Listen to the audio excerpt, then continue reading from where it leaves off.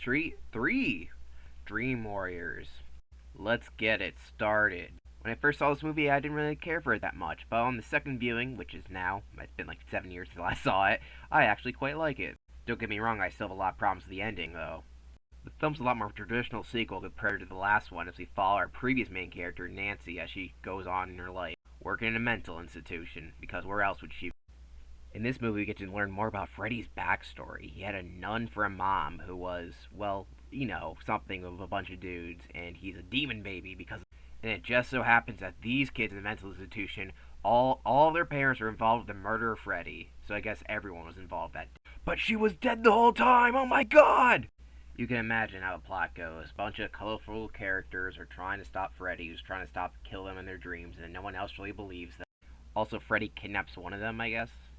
Kind of bad effect here, actually. The rest of the effects are pretty good, but this one looks pretty. Other than that flame wall, the rest of the effects are pretty groundbreaking and amazing.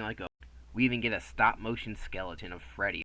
In order to stop Freddy, they have to find his skeleton and properly bury him in order for him to die. Well, not really die, because he doesn't fucking die, as we know. There's like 8 billion millions of this film. So he may die in this film, but he's going to come back in the next one, and the next one, and the first half of the film is actually probably the best part. These characters are pretty likable and all interesting and have unique.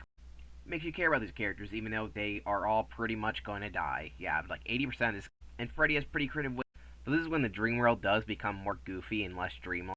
Like, the characters have special powers where they can do certain things. It's kind of goofy. It doesn't really work for me. Like, this kid's like, I'm a wizard now. Then he rushes at Freddy and then gets killed. Like, this one girl wants to be a punk, I guess, and she has 2 switchblades. Like, why would you get 2 switchblades if you can have a power? Wouldn't you get, like, better weapons than 2 little tiny blades against Freddy?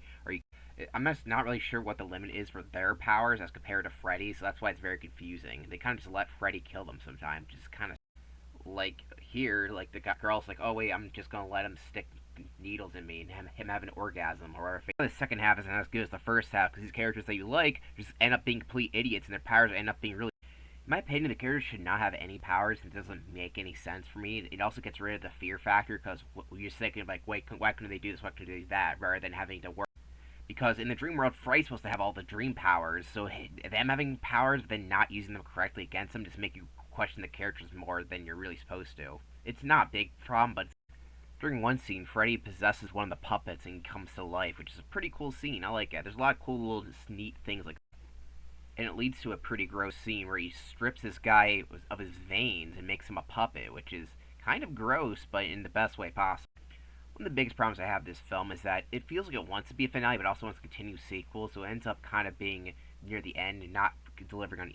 Like, the way they kill off the main character, Nancy, is so dumb here. She, for some reason, believes her dad's in the dream world, who's off. Like, why would he be here? And then she just gets stabbed, and that's it. That's how the main character of the franchise.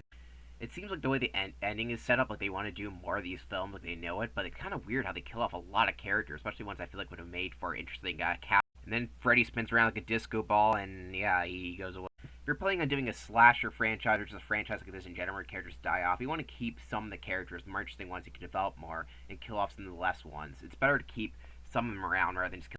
As this film only saved 4 of the least 10 characters in the film, they're probably the least interesting ones, oddly enough.